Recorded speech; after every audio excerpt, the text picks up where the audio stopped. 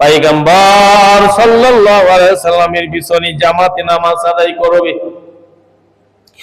অনেক দূর দূরান্ত থেকে সাহাবায়ে কেরাম রাদিয়াল্লাহু আনহুম হুজুরে পাক সাল্লাল্লাহু আলাইহি ওয়াসাল্লামের পিছনে নামাজ আদায় করার জন্য হেঁটে আসতেন। বিশেষ করে ফজরের নামাজ এবং আসরের নামাজে বেশি মুসল্লি হইতো। সুবহানাল্লাহ বল।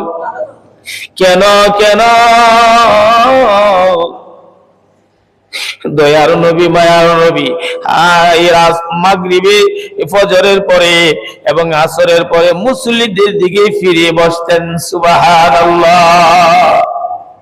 এই বন্ধু, তোমার আমার এই ওয়াজ বুঝে আসবে না, কিন্তু সাহাবায়ে কেরাম কেন আসতো অনেক দূর দূরান্ত থেকে তাহাজ্জুদের ওয়াক্তে রওনা দিত।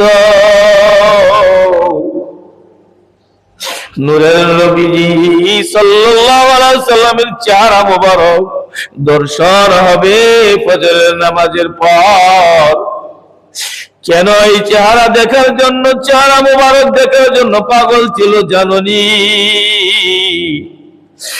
হুজুরে পাক সাল্লাল্লাহু আলাইহি ওয়াসাল্লামের চেহারা মোবারক যে জীবনে একবার ঈমানের সাথে দেখেছে, তার জন্য জাহান্নামের আগুন হারাম হয়ে গেছে। পয়গম্বর বলেন, যে ব্যক্তি স্বপ্নে আমাকে দেখবে সে যেন আমাকে দেখলো, কারণ আমার রূপ, আমার আকৃতি কোনো শয়তান ধরতে পারে না। কোন মানুষ যদি আমাকে দেখে স্বপ্নের মাধ্যমে, সে যেন আমাকেই দেখলো। সুবহানাল্লাহ। হুজুরে পাকে কোন মানুষ যদি স্বপ্নে দেখে, তাহলে নবীজির সাথে আরো দুইজন মানুষকে দেখবে। কয়জন মানুষকে?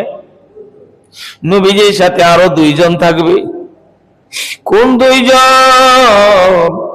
নবীজি বলেন, হাসরের ময়দান যেদিন কায়েম হবে, ওই দিন ওই মুহূর্তে আমি দুইজন সাহাবীর গাড়ির মধ্যে এরকম ভাবে বল দিয়া দুই হাত রেখে আমি হাসরের ময়দানে আমার উম্মতের জন্য দাঁড়াবো। সুবহানাল্লাহ।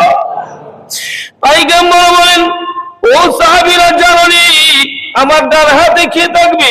আমার ডান হাতে হযরত আবু বকর সিদ্দিক থাকবে,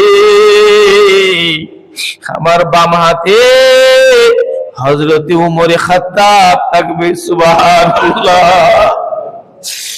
নবীর চেহারা মোবারক দেখার জন্য পাগল হও। তুমি ভাঙা ঘরের বাসিন্দা, তুমি ভূমিহীন, তুমি গাছতলার বাসিন্দা, সমাজে তোমার কোনো দাম নাই, এলাকায় তোমার কোনো দাম নাই। তুমি নবীর আশিক হও, তুমি নূর নবীর আশিক হও।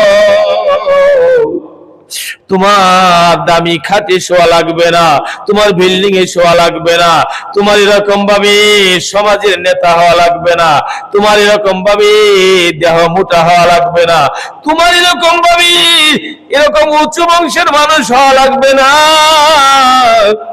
অন্তরের ভিতরে নবীজি হুজুরে পাক সাল্লাল্লাহু আলাইহি ওয়াসাল্লামের ভালোবাসা বসাও।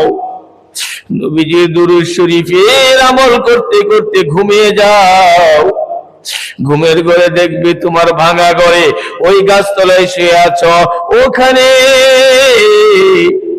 দয়ার নবী, মায়ার নবীজি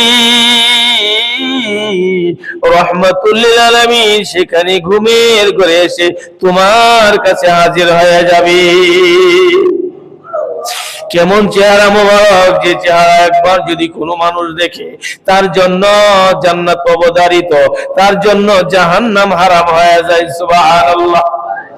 দূর দূরান্ত থেকে সাহাবায়ে কেরাম রাদিয়াল্লাহু আনহুম নবীজির তেলাওয়াত শোনার জন্য আসতো, কারণ যে পয়গম্বরের উপর মহাগ্রন্থ আল কোরআন নাজিল হয়েছে,